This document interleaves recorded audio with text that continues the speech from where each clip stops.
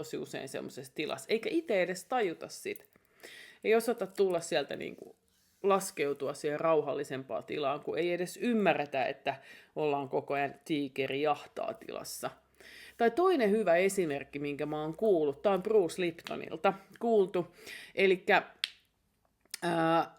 ennen vanhaan, kun mentiin pommisuojaan, kun tuli vaikka hälytys ilmaiskuista tai muista, niin kun mentiin sinne pommisuojaan ja silloin pelotti paljon ja kuunneltiin koko ajan, että mitä tapahtuu, niin se on ikään kuin just se sympaattisen hermoston tila, missä me ollaan nykyään koko ajan. Eli me ollaan vähän niin kuin koko ajan siellä pommisuojassa.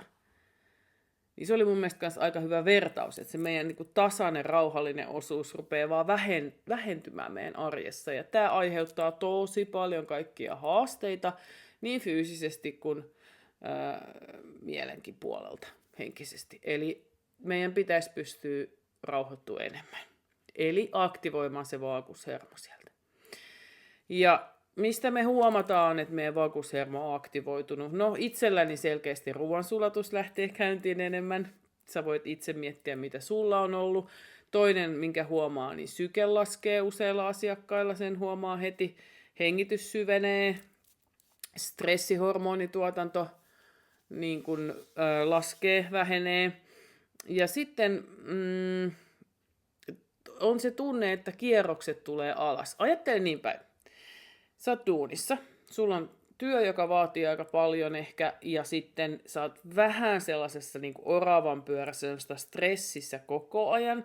Ja se on ihan luonnollista, ja niin pitääkin, että toivottavasti sitä ei ole liikaa. Sitten sä tuut kotiin, ja jos et sä siinä vaiheessa pysähdy, ja ainakaan hetken hengähdä, niin se vaan jatkuu se sama oravan pyörässä. Sun fiilis saattaa olla sama, mutta ne asiat on eri. Ne on vaan sun kotiasioita, tai jotain harrasteasioita, tai mitä ikinä.